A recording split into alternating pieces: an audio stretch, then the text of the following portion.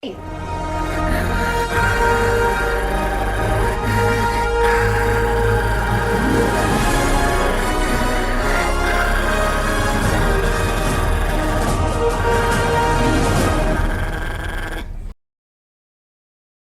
us. You're perfect. Can we go? Yes, you can. Hi, my name is Kevin. I'm with Springfield Leather. This is Jeff. He is also with Springfield Leather. Jeff is a leather crafter. I am a leather crafter of sorts. We get so many requests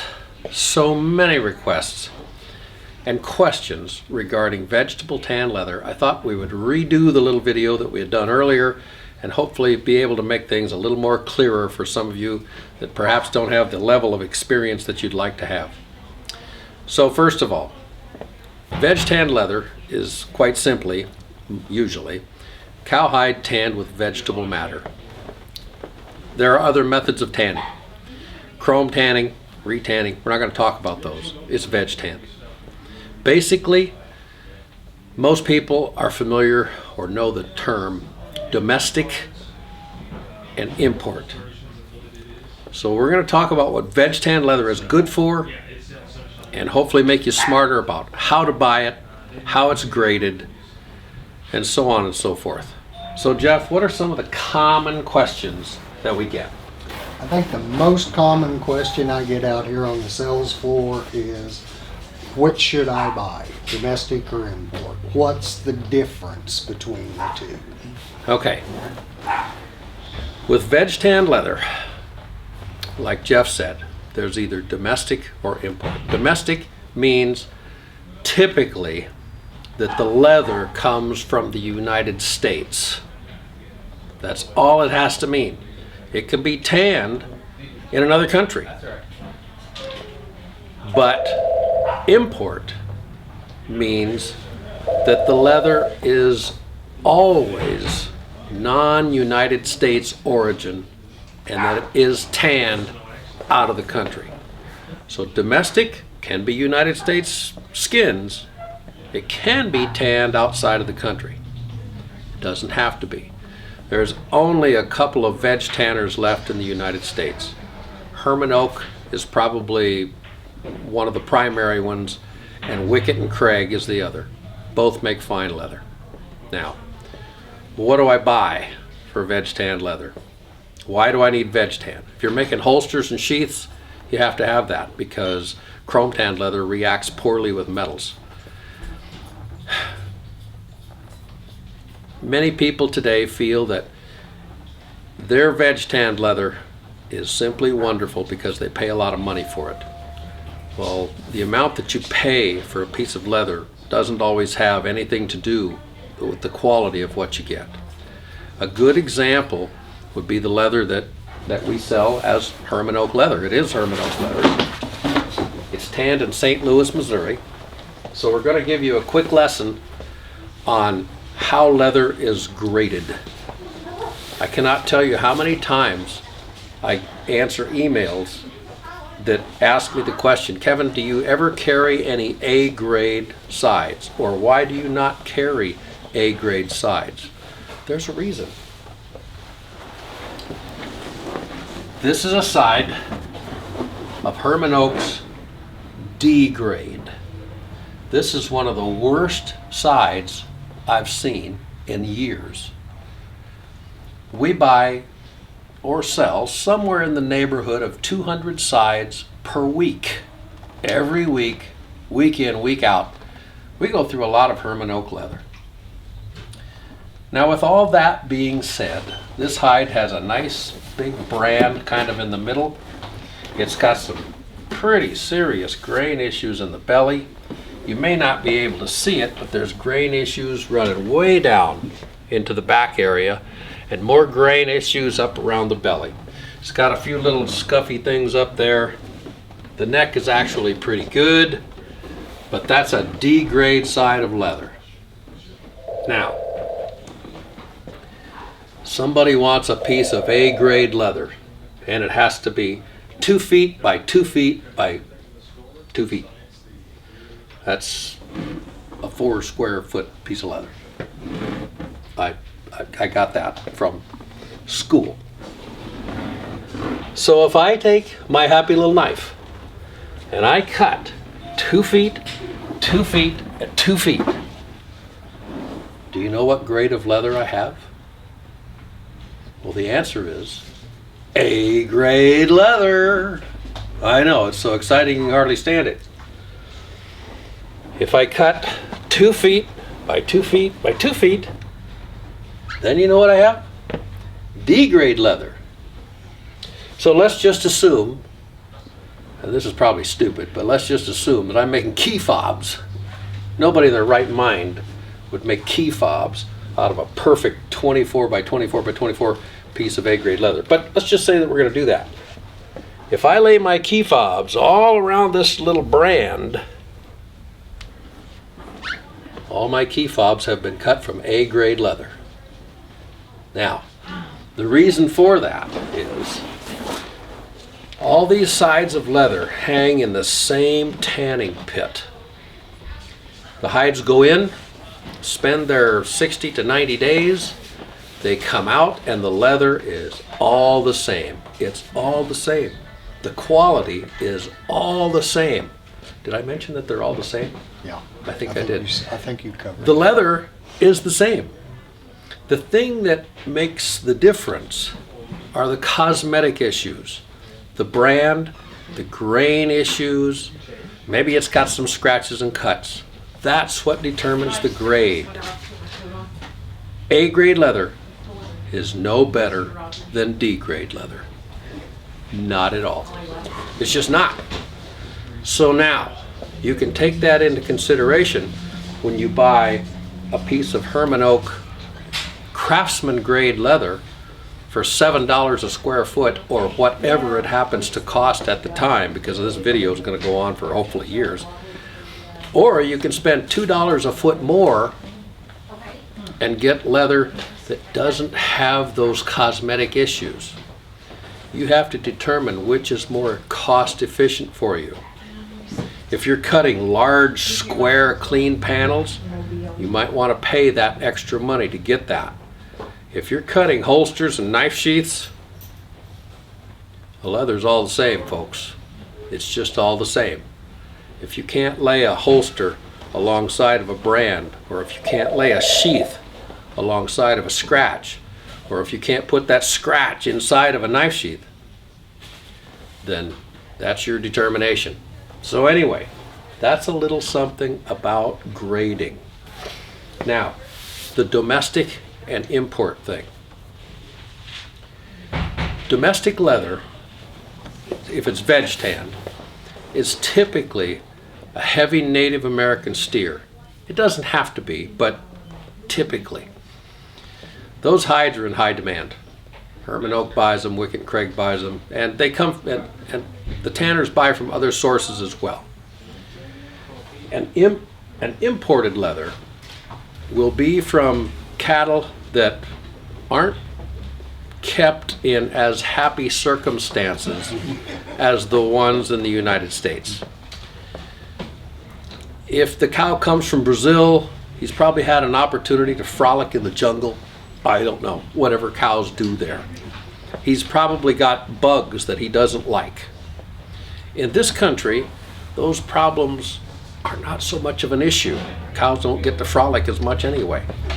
But the leather that comes from the hides from the cows in this country is typically better. It's better in the sense, well, in two ways actually. In the United States, we've figured out how to tan vegetable tanned leather wonderfully. Not that they haven't figured it out in other countries, because there's some really nice leather produced, some vegetable tanned leather produced in other countries as well. But we've got it figured out pretty good. Now I'm going to do a plug for Hermann Oak. They've got it figured out really well. And I've chosen to carry their leather because I like it. With Hermann Oak leather, it tools extremely well. If you've never tooled it, you'll like it. It cuts with a swivel knife extremely well. If you've never had an opportunity to do that, you'd really appreciate it. It stains and oils probably more uniformly than any other leather. That's a happy thing. When you compare this leather to an import leather, you'll find some stark differences. I'm going to grab a double shoulder that's an import.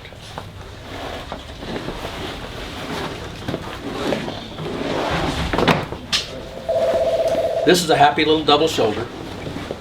Got a lovely hole in it. It's pretty though, and there's nothing wrong with it.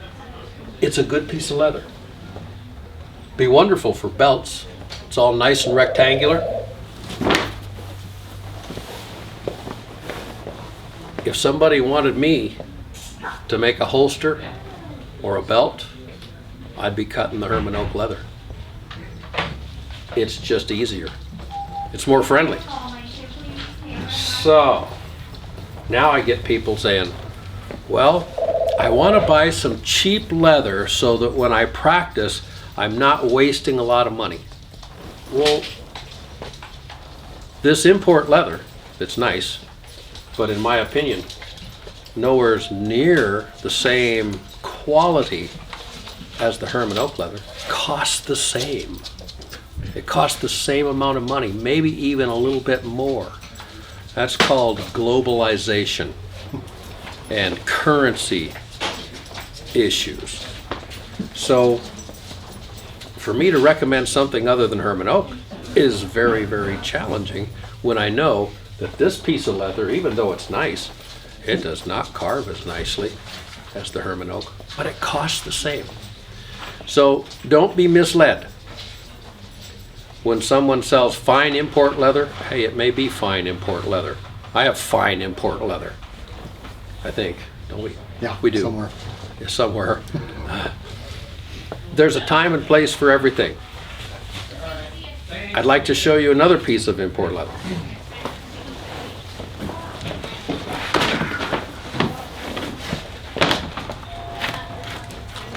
You'll see a pretty immediate difference. Very, very white. That's because of the vegetable matter that was used to tan it with. It produces a very white, clean appearance. It's also pretty easy to cover up minor imperfections with this particular tanning process. Not so much the process as it is the chemicals used. Small insect bites are easy to cover over because of the bleached appearance. But this is nice leather. This is some of what we would call our fine import leather. It's really clean, looks good, makes great wallets, checkbook covers. This is a lightweight leather, so it's good for those things. And it's a lot cheaper. This is a lot cheaper. This leather you can buy for about $4 a square foot as of this tape recording. At the same time, the Hermann Oak would cost considerably more than that. So you've got to weigh out what you want. This leather's nice. It does not carve like Hermann Oak, but it's half the price or more, around that. It does not stain and dye like the domestic leathers, but it will do okay. So there's a number of things to think about. Imported leather. You've got a good clean appearance, does all right. In some instances it's considerably cheaper, but a funny thing happens when you go up in weight and thickness. All of a sudden this import starts to get just about the same price as the domestic leathers. And when you go up in thickness with an import leather, that means the cow was older before he kicked the bucket, or before he got shot, or whatever it is they do. When they live longer in proximity to the jungle, more issues occur. More bugs, more scratches, more thorns, more whatever they have in the jungle that can cause problems tends to happen. So that's what happens with heavier weight import leathers. Again, there's countries that can do that. New Zealand, Germany, they take care of their cows better. They love their cows. Here, we don't love our cows. We like our cows. And there's a big difference. And that shows through in the various leathers that come out of the tanning process. So let's see. What have we talked about? We've talked about veg tan leathers, domestic and import.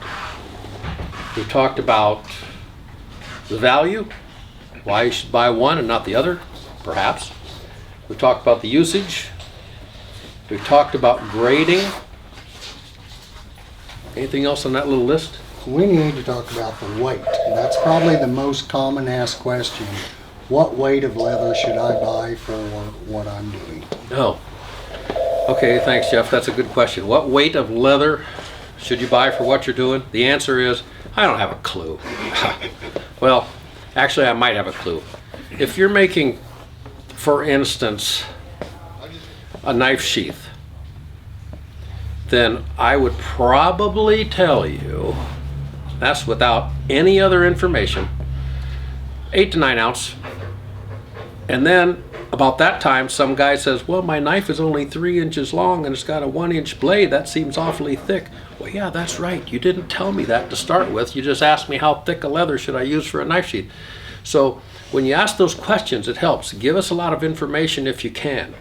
If you're making a holster, if I know you're making a concealed carry holster, then I can tell you, yep, you use 8 to 9 ounce leather and that'll be just fine.